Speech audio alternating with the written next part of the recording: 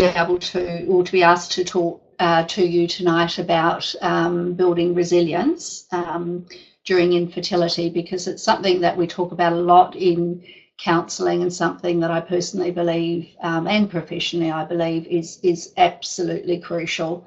I think alongside doing the things that your fertility specialist may advise you to do, I think self-care and building your resilience as you go is the next most important thing. I guess we hear the word resilience quite a bit, and certainly we talk about it, as I say, in counselling a lot, but often people will sort of say, well, actually, what do you mean? What is resilience? So I thought it might be helpful, first of all, just to give the definition I often use when I'm talking to people, and that is that really resilience is simply our ability to be able to bounce back after challenges and adversity and loss. And it's our ability to be able to bounce back and move forward physically and emotionally. As most, if not all of you will know, infertility certainly throws a lot of big challenges at you. I guess I can't stress enough how important I think it is to start thinking about self-care and building your resilience right from the beginning of your fertility journey. Building your resilience and looking after yourself will help you not only to bounce back from particular challenges as you go through your fertility journey, but it will help you to hang in there long enough to either hope and hopefully achieve your goal of having a child or children, or at least help you to hang in there long enough to until you feel the time is right for you to maybe stop. Everyone is different, and so there are a few things I just wanted to say before we sort of launch into the rest of the slides. I think often when we say, oh, everyone's different and everyone copes with loss and grief differently, I mean, it actually is really, it's so true. It's not just a old counsellor's cliche. It's very much true. So tonight's presentation and discussion is based on common themes that come up in counselling and strategies that we often discuss in counselling around infertility. And I really hope that there'll be something for everyone to be able to take away with them tonight, whether it's something new that maybe a new way of looking at something, or a new strategy that perhaps you hadn't thought of before, or whether it's a reminder, yeah, look, I really do need to prioritise my self-care. Haven't been doing that so much lately. So as I say, hopefully there'll be something for everyone.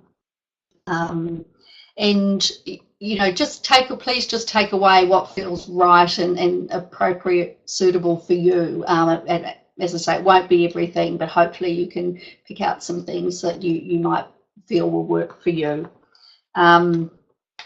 A bit of a sort of disclaimer, I guess, as well. I just wanted to say that I guess in terms of the time we have tonight and the context of everyone being at different stages in their journey, I do apologise in advance that I will make lots of very generalised comments, but please know that, as I said before, I very much appreciate that everyone is different and everyone's journey will be different. And so these are just common themes and strategies that do come up in counselling. And again, what we will be talking about tonight is applicable, of course, to same-sex couples, single people and heterosexual couples. It's applicable to everybody, but again, I'll apologise if I don't specifically specify that each time we're talking about something. So I shall just click onto the slide here. Okay, there we go. So I probably don't really need to tell any of you a lot of this or remind you of a lot of this, but infertility, as you know, is is not just a physical experience. It's often a profoundly emotional and stressful experience. And in fact, there are some studies that have been done that show that getting a diagnosis of infertility it causes the same levels of anxiety and stress as getting a diagnosis of a terminal illness. So it really is profound, really significant, the impact of that diagnosis. And the way that we respond to infertility, our responses are really strong and often really complex and overwhelming. You know, the drive to have children, the desire to have children just runs so deep and really cuts to the core. And so, you know, it's no wonder that the level of anxiety and stress caused is so big. And, you know, in our society, there's so much emphasis, excuse me, particularly when people are younger, about not getting pregnant and about birth control and family planning, that it just can come as such a huge shock if when you feel the time is right, the circumstances are right to start a family, if it doesn't happen, it just absolutely can seem unbelievable, unimaginable. And infertility is absolutely a life crisis, and it's out of your control, and that's something we'll talk a little bit more about tonight as well. That's one of the hardest aspects, I think, of experiencing infertility or fertility uncertainty. It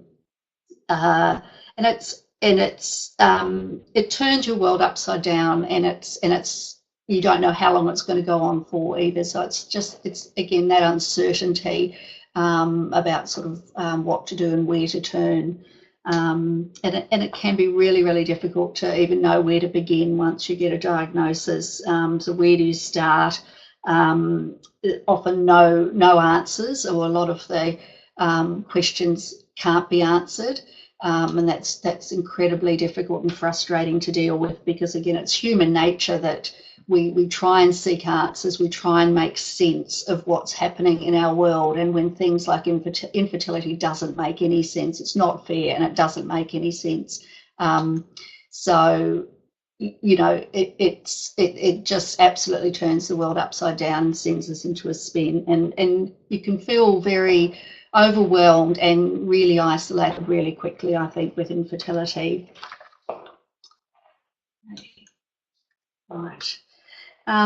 Infertility and loss is something that I want to spend a little bit of time on tonight, because I guess if you had to, you know, sum up, you know, say what's the main theme that would cover what we do in infertility counselling, it would be grief and loss counselling. And you know, infertility just involves so many different losses, and just, you know, just a few that I jotted down today, in addition to actually some of the ones that are on the slide there, include, you know, the loss of the dream of having a child when and how you thought it would happen. You know, so for a lot of couples, or a lot of people, you know, who've had thought about, okay, well, you know, really like to have hopefully 2 children at the time, on whatever age, and this age gap between the children. So when that looks like that plan and that hope and that dream is really up in the air, that's really, really hard to deal with.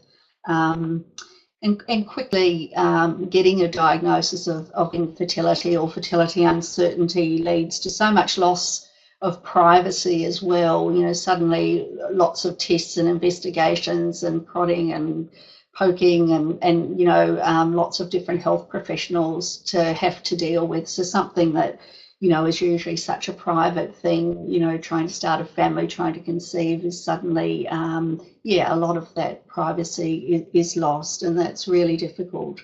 For women, particularly, you know, each month, when you know, you sense your period coming and get your period, that's hugely difficult, and that's a loss. That's a loss of an opportunity and a hope that maybe that month would be the month. and that's very, very difficult. Also for women, you know, facing that possibility of not having a chance of carrying a pregnancy or being able to give birth or breastfeed a child is really difficult. And just, you know, having to face the possibility of perhaps not being able to have children and not being able to raise a family, and all of that means for us as individuals, really.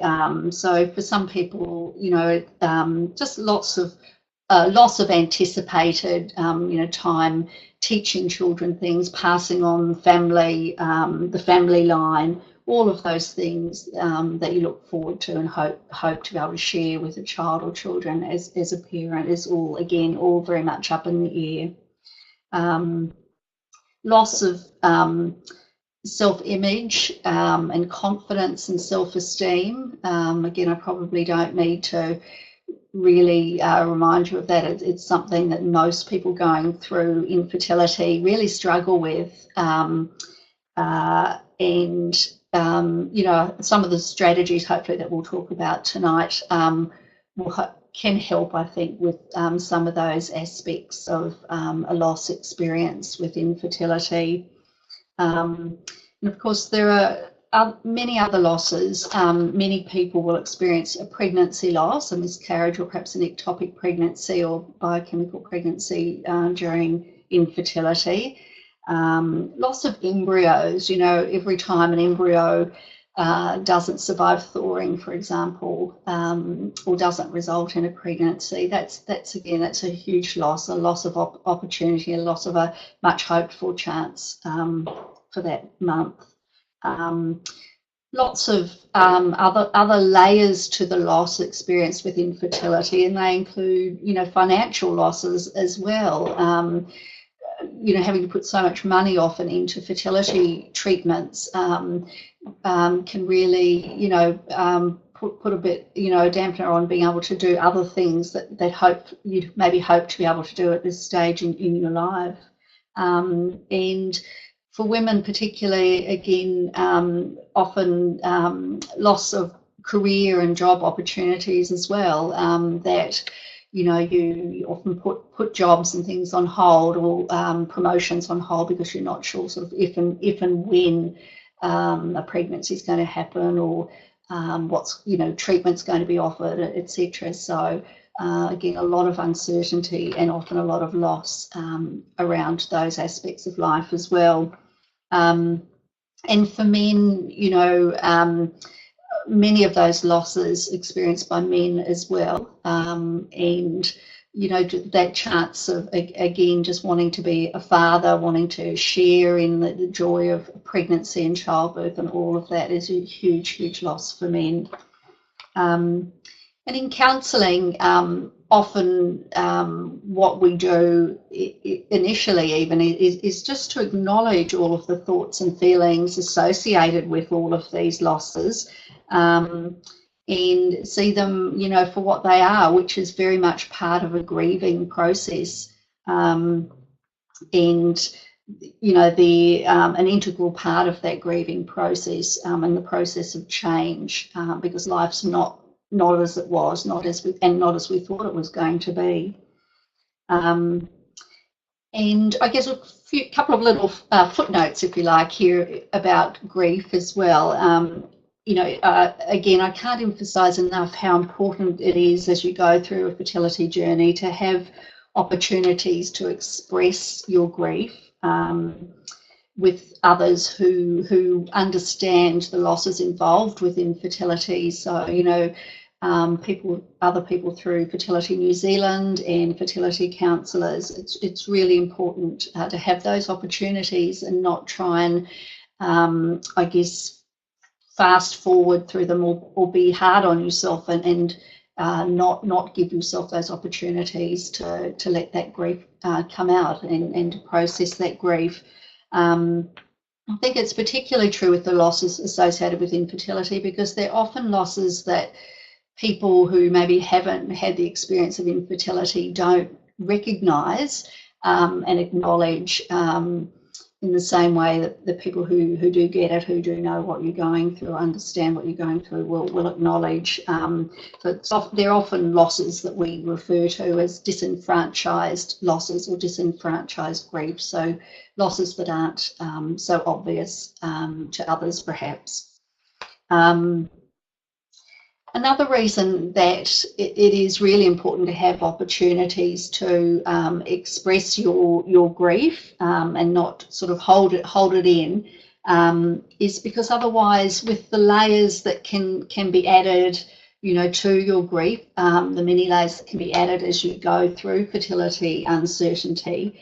If you don't allow yourself to sort of process that grief, then the layers can just build up so much that you become stuck in your grief. And we refer to that as complicated grief. So where you can't really move forward, you feel like you're stuck in raw grief and can't process that grief and move forward anymore.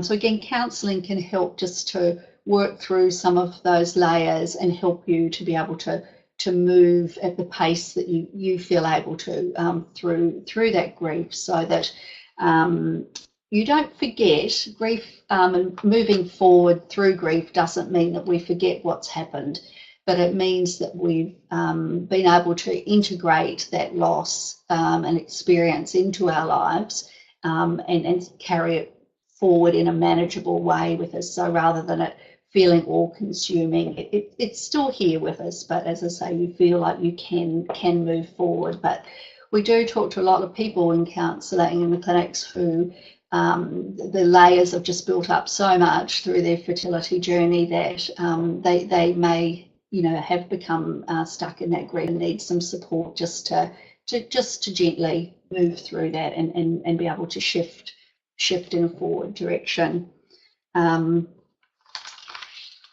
Okay, thank you. I guess one of the other, or a couple of the other things I wanted to just mention about grief before we move on, as it relates to infertility, is that, as I said, moving forward through grief doesn't mean we forget our losses, doesn't mean we forget what's happened, but hopefully we can move forward and look to the future. But it's really, really normal for grief to still sneak up on us and sort of hit us like a wave if you're standing on the edge of the sand at the beach, and come from seemingly out of the blue sometimes and just really knock us over, bowl us over.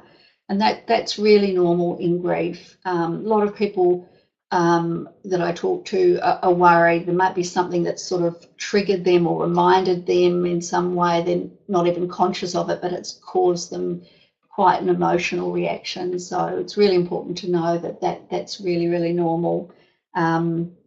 It's also really normal that when you are experiencing grief through infertility and maybe some of the losses that we were talking about previously, it's really, really normal and really common that the grief of infertility will also bring to the surface other losses that you've experienced in your life. So I just wanted to mention that as well, because that is one of the things that, as I say, does often come up in counselling that people are concerned about. But all the losses we experience in our life are kind of intertwined in a way. And one example, I guess, that comes to mind when I'm talking about that is often I will talk to people who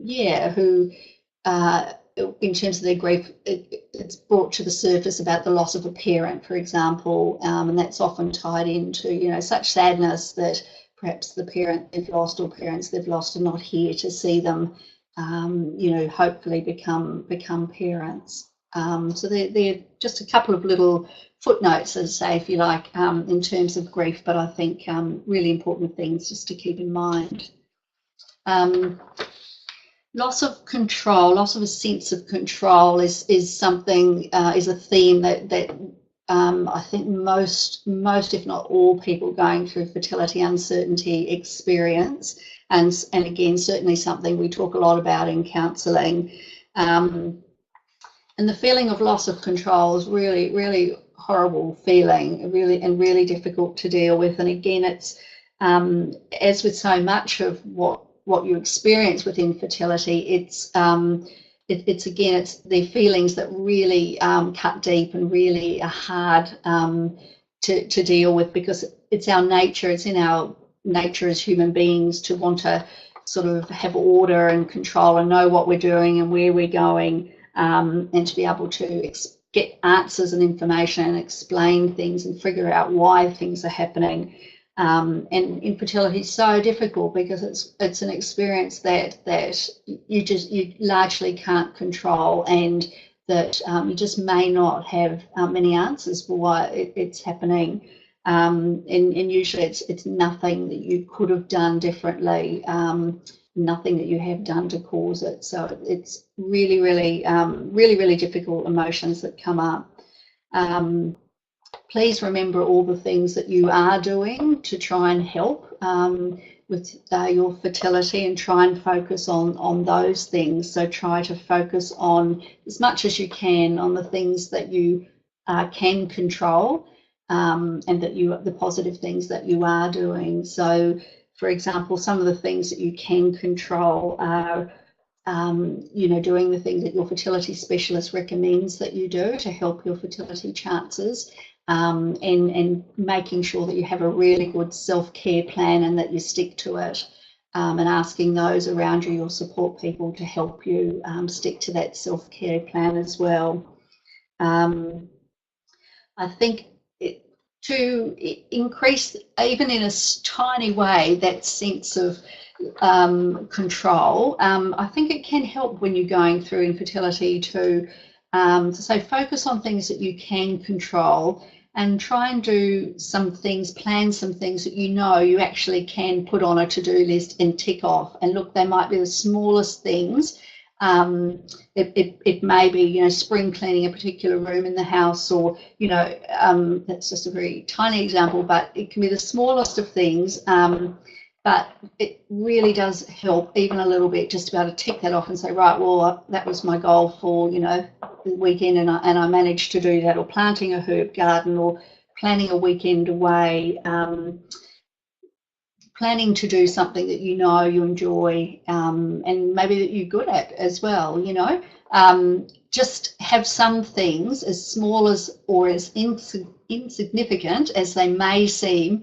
Having some things like that on the go can really help, as I say, just take the edge off even a little bit, that sense of life as you knew it being out of control. Okay, right. Be proactive, and look, most people I meet going through fertility uncertainty are incredibly proactive. I'm just amazed. I guess I would have to say, though, possibly not quite as proactive, at least to start with, on the self-care and side of things, as perhaps being proactive in other ways, like seeking information and gathering information. But as I say, I think on the whole, people are incredibly proactive. And getting information, good information, is really important, from your fertility specialists, counsellors, from Fertility New Zealand, getting that information, from websites. Obviously, a lot of people do get a lot of information from websites, and that's really good. I guess I would have to say, I think that it's a good idea just to, particularly if you're at the stage where you're starting treatment or just about to start treatment, to maybe just take a little bit of step back from internet, seeking information on the internet, because it can actually just lead to feeling more sort of overwhelmed or confused. So I think at that point it's really good to rely on the information from your fertility specialist and other clinic staff.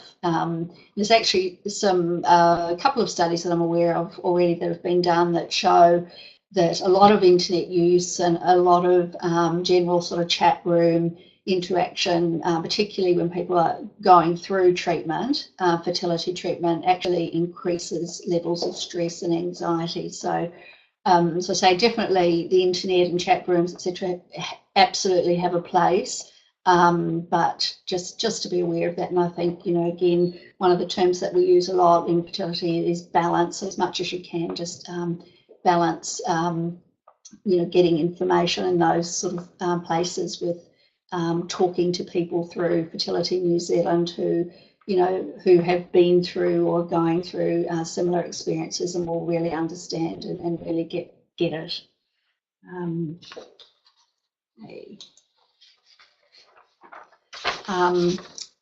Self-care, and one of my favorite topics, and sometimes I know I do sort of really harp on about self-care, but as I've been saying even all the way through this evening, I can't emphasize enough how important I think self-care is to help keep building your resilience as you go through fertility uncertainty, and to keep you as strong as possible to get through in the best shape possible at the other end of your fertility journey, whatever the outcome may be. Sometimes people pretty good with self-care and have quite a few ideas about what does help them to feel, I guess, recharged and re-energized and all, but often I think we're all actually guilty of when we need self-care the most, we sort of throw it out the window, times when we're tired and stressed and all of that. So again, just having a list and just talking to partners and key support people about the things you feel you need to do to look after yourself and keep resilient and keep building your resilience, and ask them to support you and encourage you to keep going with those things, even if when there are times when you might not feel like it. I think it's really important. I think self-compassion, again, we talk a lot about in counselling, and I find that people are really, really tough on themselves when they're going through fertility uncertainty often, and that's of course linked to loss and to self-esteem and all of those things. But I'll often say to people when they're being really, really tough on themselves, I'll often say, gosh, if your best friend was sitting in the chair, telling the story that you're telling me now, what would you say to your best friend? What advice would you give them? And yeah, I think that's often a reminder for people that we're often harsher critics on ourselves than perhaps we don't show ourselves the same self-compassion that perhaps we show others. And I think definitely going through fertility uncertainty is an experience where you really do need to give yourself a break and show yourself the same compassion and kindness that you would show someone else going through the experience. The other things listed there on the slide, nutrition, of course, really, really important. Just to eat a good healthy diet, exercise. Walking and yoga are two kinds of exercise that a lot of people going through fertility, and particularly fertility treatments, enjoy and find really, really helpful. It can be really, really tough if you're someone who is really into quite not hardcore, quite sort of, strenuous, that's the word, strenuous exercise, and then suddenly you can't do that. For a lot of people, that is really tough because you lose one of your major ways of being able to manage stress. But hopefully, you can find other ways, to say like yoga and walking and things like that will help fill the void a little bit, even though it's not the same, but still just keep you physically active.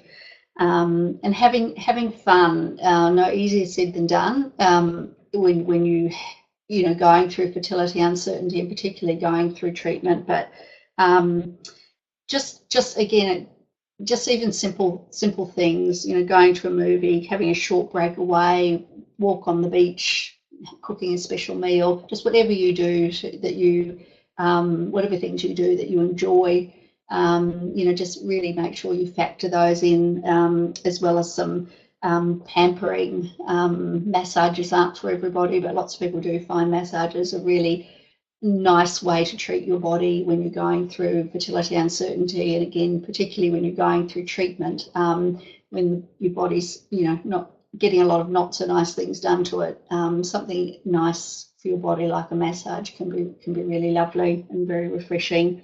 One of the other things, and I'll add that onto the slide later, that I wanted to pop on there as well is mindfulness. And you've probably all heard about mindfulness, and it's not new. It's been pretty popular for a few years now, but lots of people going through fertility uncertainty find some of the mindfulness techniques really, really helpful.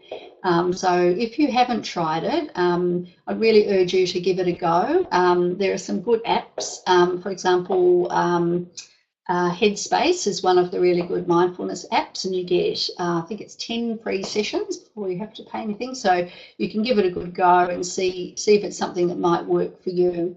But as I say, a lot of people find mindfulness techniques and exercises really helpful just to get through, the stress and the challenges of infertility. And mindfulness takes in a lot of principles from things like meditation and just breathing.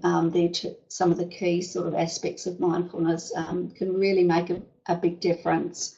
And I think, there's a comment there at the bottom of the slide that says, try to live life as fully as possible in the present while you hope the future will bring you your dream. And again, absolutely easier said than done, but as much as you can, keeping that balance between what's happening with fertility and all the other aspects of your life does help. But equally, again, don't be hard on yourself. There will be certainly times when that balance just completely tips one way or another, and again, that's just the way it is, and it's certainly not anything you can control. Writing down, for some people who find it maybe difficult to express verbally how they're feeling, their thoughts and feelings, but even if you are a talker, writing things down can be another strategy for helping to look after yourself and have a chance to express your thoughts and feelings and process the grief. That will in turn help you to stay well and resilient through your fertility journey. Keeping a diary, lots of people do keep a diary when they're going through fertility, and it may be that you write in it every day, or it may be just you do it when you feel you need to. Sometimes people even just tear up the pages as soon as they've written in it, so it doesn't have to be for anyone else to see or for you to even read back over again, but it can just be really helpful, just as I say, another way of getting some of that emotion out and being able to express the things that maybe you don't feel able to say to anyone else. And as I've noted there, often people will say that, gosh, even though infertility is something they would never wish on anybody, sometimes as they go through the journey and build their resilience and come out the other end of the journey, they often feel that they've learned so much about themselves and about their partners and feel like they're even stronger people, and sometimes their relationships are even stronger than they were at the beginning. So yeah, that's an important thing to keep in mind. Right, sorry, my slides are a little bit out of order here. So building resilience as individuals is really important, but also, of course, if you're in a relationship, going through fertility uncertainty impacts on every relationship. It's not just with partners, of course, with friends, family, colleagues as well, but we could just talk for a few moments now about building resilience when you're in a partnership, when you're a couple. And I think it is really important to try and create really some time where it's likely to be a reasonably good time for you to talk together. So, you know, just times when maybe you're not quite so rushed or tired. So just even thinking about that in advance. And I guess trying to, when you do talk together, I guess trying to prevent as much as you can infertility being the only thing you talk about, which is often, this is one of those big generalisations I'm going to make now that I mentioned earlier. Trying to prevent infertility dominating all the conversation, which is I think what men often fear will happen if they start talking about it, but also trying to prevent not talking about infertility, which on the whole I think is what as women we often worry about. So trying to get a balance with talking about it, keeping connected about what's happening with it, but also you know, talking about other things as well. And I think for most people, having it, I guess I think too, the more the longer the fertility journey goes on, the more important that it often becomes for people to have someone else or others outside the relationship as well, who you can trust and talk to. And those people, interestingly, may not be the people who you imagined might be the ones who understand and really get it. They might be people who sort of almost out of the blue, sort of, really do kind of rise to the occasion in a sense to provide you with the support that you find really helpful. And support from outside the relationship is not in place of it. It's just a different kind of support, and it just enhances and helps nurture and your relationship and keep your relationship resilient, actually, because when you're both going through the fertility uncertainty and the incredible amount of loss, it's impossible really to provide 100% of the support to each other. I haven't sort of read the comment down here. Okay, I might just have a little look at that at the end. I'll keep going for now, just keeping an eye on the time. Okay, thank you though for the comment. Men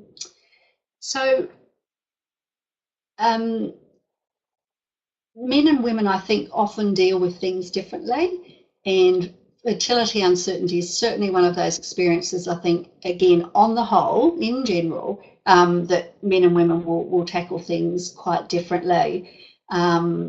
Often for women, being able to talk and have a good cry just is almost an instant way of relieving some stress around infertility and being able to then move through the rest of the day or the week or whatever you need to do.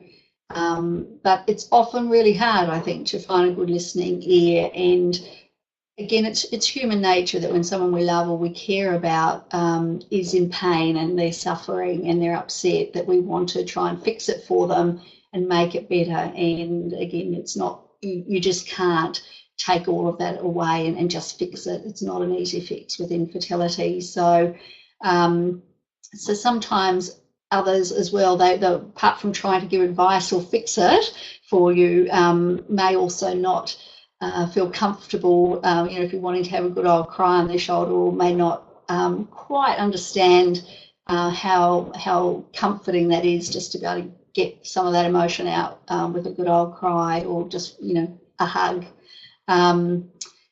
So I think it can really help to just explain to other key people, look, that you don't need advice or you don't need them to try and fix it for you. Just listen, just be there, just give you a hug. Yeah, you know, counts for so much. For women, of course, going through fertility uncertainty, particularly through treatments like IVF, through no fault of the men out there, it's the woman who bears the load, the physical load of going through treatment. So not only for women dealing with the emotional side of fertility uncertainty, but also dealing with the, you know, with all the physical aspects as well, and the physical reminders of you know, whether things are working or not with the treatment.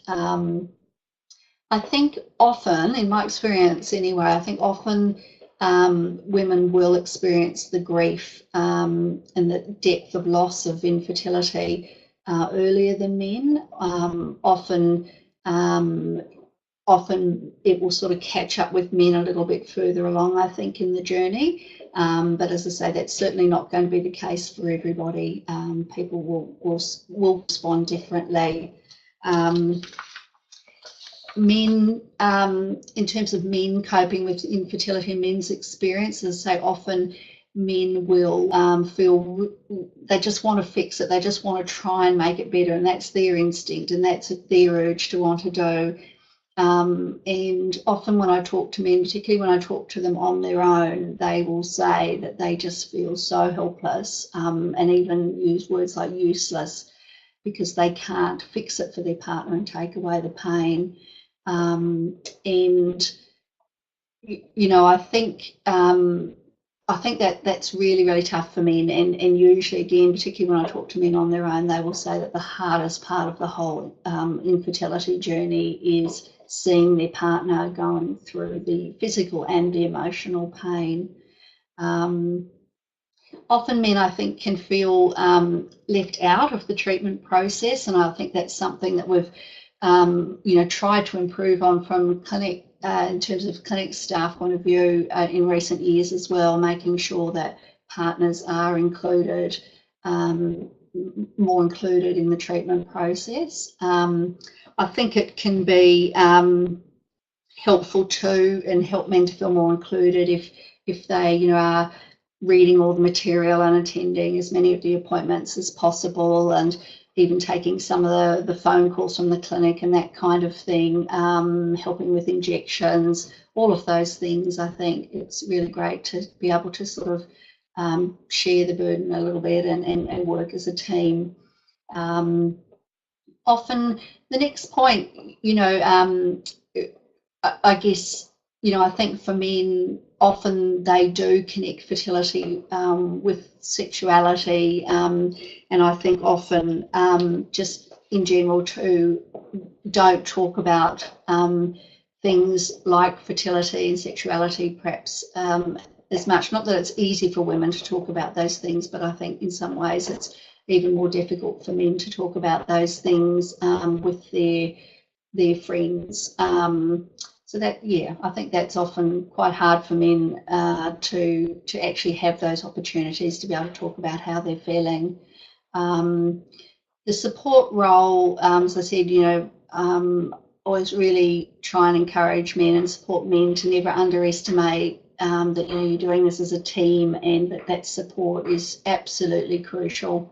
And I think with the scoring system, for example, for the public funding, the emphasis is still on women, although that I think is changing gradually.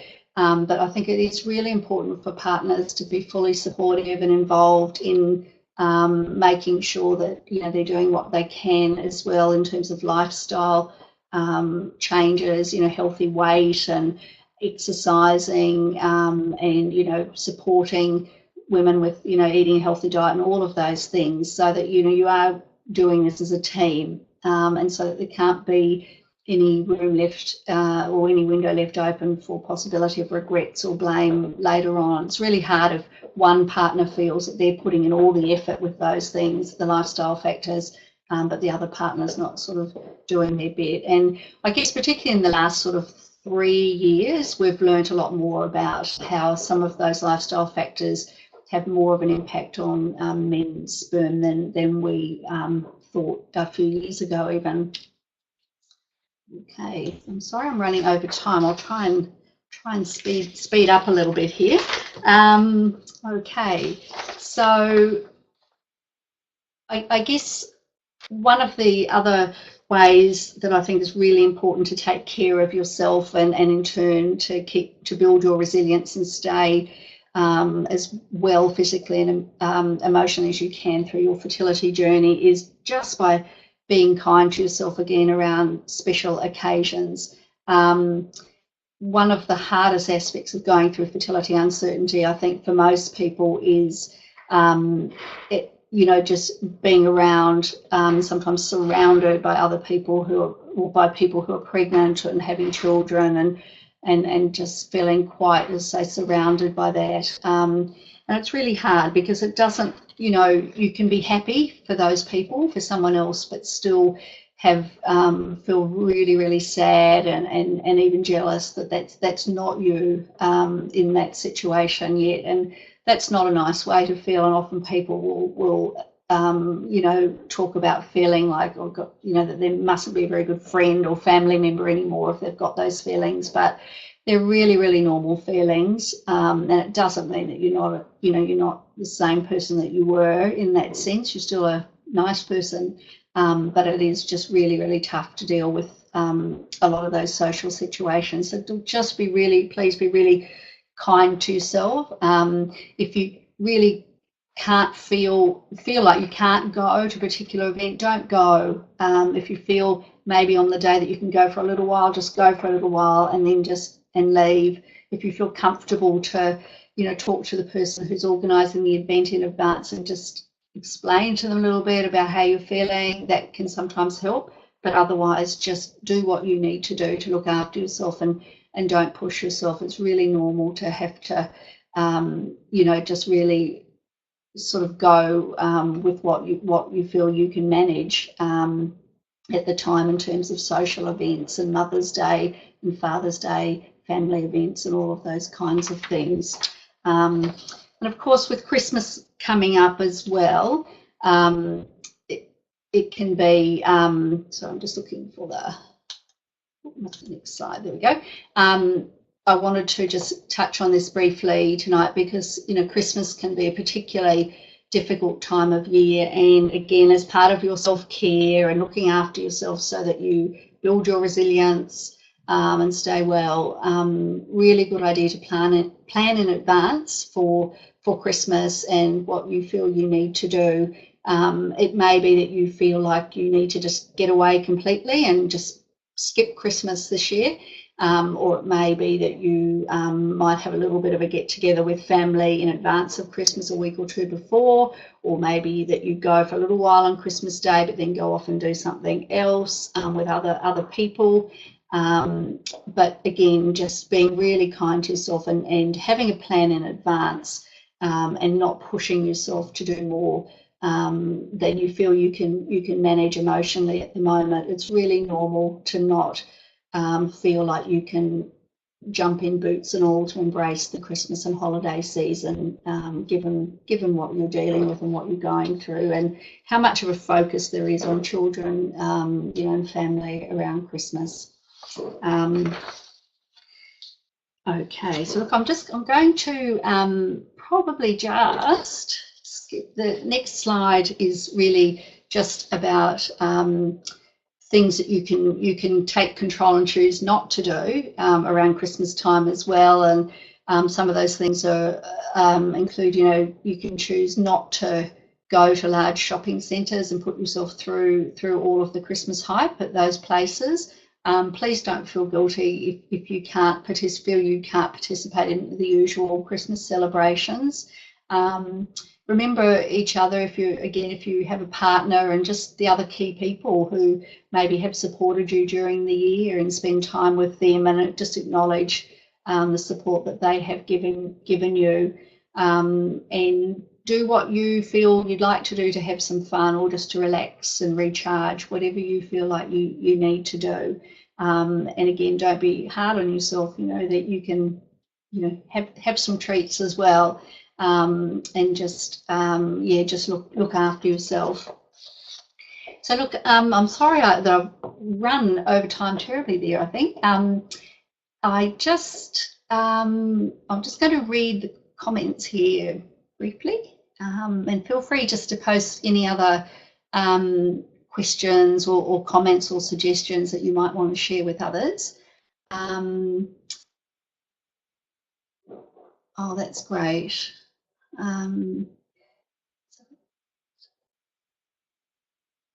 Okay.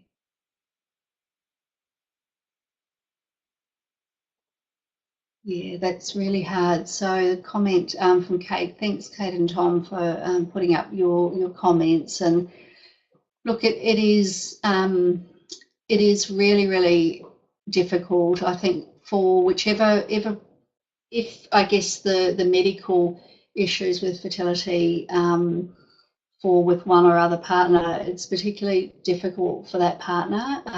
But please remember and remind each other that it's not your fault.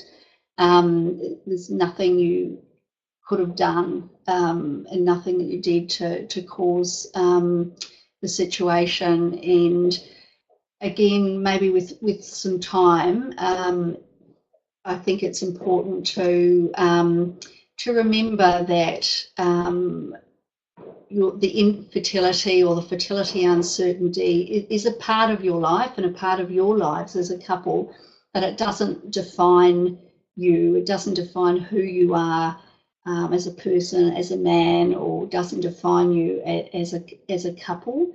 But absolutely, the things that you, again, the self-care and the things that you can do to be kind to yourself, and to just try and build your resilience and your self-esteem will all help to cope with that diagnosis and that situation. But please do, if you can, find an opportunity to talk to others as well through Fertility New Zealand, talk to other men through Fertility New Zealand, maybe talk to a counsellor as well. I'm not sure if I mentioned earlier that all the clinics have fertility counsellors, and even if you're not going through a fertility clinic as such at the moment, you can still access the services of fertility counsellors. So yeah, please just look after yourself, and also find opportunities if you can to talk to others who'll understand and support you. Okay, so there's another comment here. So, okay, yeah, that's a really good point, Rachel. Thank you. So when you're thinking about events to attend or not, Rachel's just saying, yeah, she asks herself, is this helping or harming me before deciding whether to attend? That's a good way of looking at it. Yeah, absolutely. And this is saying that finds self-avoiding catching up with pregnant friends or friends with babies. What would you recommend? Look, again, I would say just remind you and support you by saying that they're really normal feelings. So please know that first and foremost. If you can, if there are people within your network of friends who you feel you can talk to, and just let them know that it is really difficult, what you're going through, and it is really difficult for you, and why it's hard for you to be around them at the moment if they're pregnant or have babies. There might be opportunities with some of those people to catch up without the ones who have babies, without the children there. Just have a adults only sort of get together. But if you feel comfortable to try and explain to them how it is for you, that might be helpful.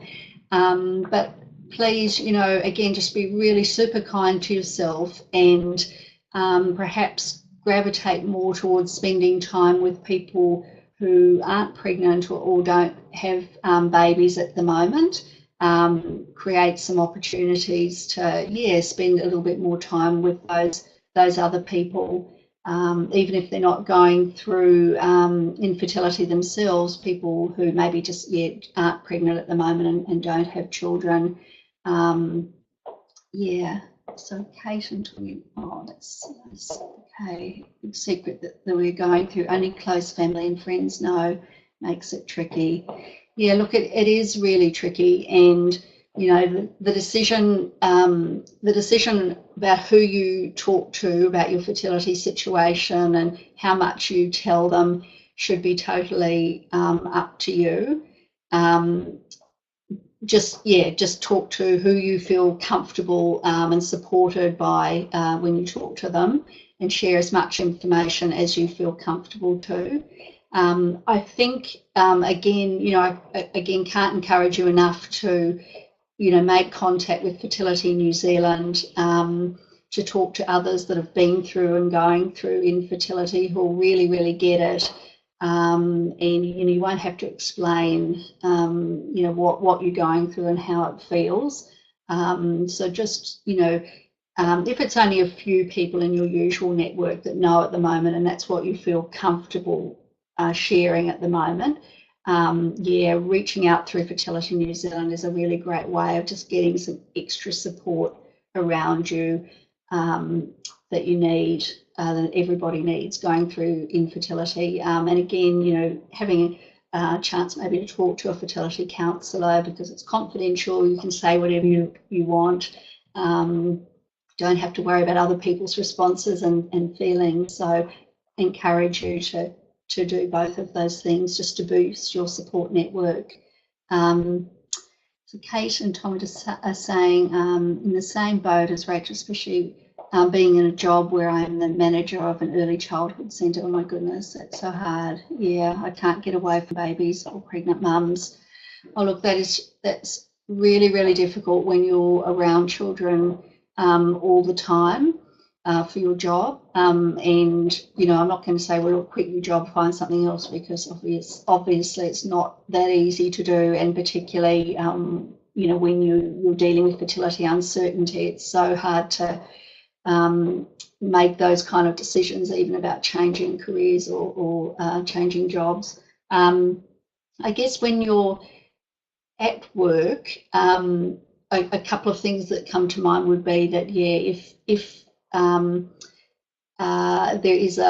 if some of your work colleagues, if you feel comfortable to confide in them about your situation, sometimes that can help a little bit. So at least you know that they might understand if some days it's harder than others for you at work. And I think I'm just thinking some of the mindfulness techniques as well. I think if it's a particularly tough time for you, not to feel bad about asking for a couple of days off or a few days off, particularly if you're going through treatment and maybe you've just had a negative result back in times like that.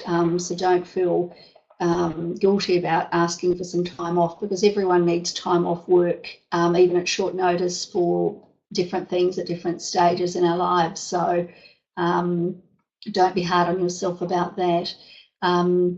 When you're at work during the day too, some of the things that can help is just that if you are feeling this is a really simple thing, but it can be really effective and really help just to get through the day at work, is even if you can just, if you're feeling that emotion's coming up to the surface and you think, gosh, I don't want to be here at work crying, even if you can just let whoever's in charge or let your colleague know, look, I just need to go outside for 5 minutes, and just even to stand outside for 5 minutes, particularly if it's a nice sunny day, and just breathe. Just breathe, just try and sort of calm and center yourself. Can help. Even to do that for 5 minutes and then go back in can just help to get through the rest of that afternoon or that time at work. But absolutely really, really tough when you're working around children the whole time. I'll just glance down here. I think I need new glasses. I'm finding it a little bit tough to read the small text on the screen. Okay, do you need to plan? Right. Yep. So I took the opportunity to educate myself how I would give birth, etc. Is future planning normal? Yeah. Look, I think that's really great if you can, when you're going through infertility, using that time. That a lot of things are on hold in your life, to learn new things and plan things, whatever that may be, whatever you feel interested in doing. I think that is really important. So again, I think when you're going through infertility, it's about what helps is, again, as much of the time as you possibly can, to have a balance between sort of taking things step by step, taking things as they come, trying to stay in the here and now, but at the same time, on the other side of that seesaw, you know, having some plans, gathering information, having plans, thinking ahead, knowing what options might be possible, you know, that also helps to get through the here and now as well. So it is about a balance of both, I think. Yeah, I think for most people, it'd be fair to say that for most of us, focusing on the moment, but also thinking ahead, having some plans, making some decisions does also really help. Okay, and Vanessa's saying we've just started on IVF and still waiting for my class estimate for next year. Primary school teacher, right? It's hard to cope with decisions being made around possibly not being there, yet not wanting to have the decision made if I do end up pregnant. I don't want the decision to be prejudiced. How do I bring this up with my manager, especially as my husband also works at my school, so the rumour is rampant and watching eyes are everywhere.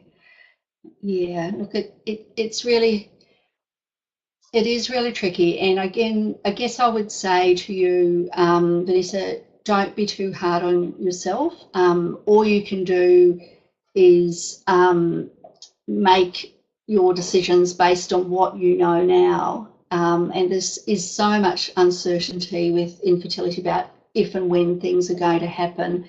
Just make your decisions based on what you know now, and I'm sure you'll make the best decision that you can. And you know, again, often we'll make a decision and then circumstances will change. You know, and that's just the way it is, and that's not just for people going through infertility or fertility treatments. You know, that can happen to anyone at any stage in their life with any matter of things happening in their life.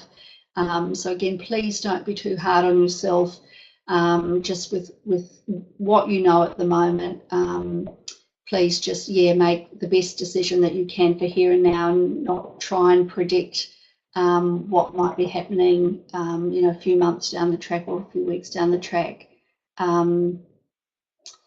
And yeah, someone's just saying it depends on how much trust relationship you have with your principal.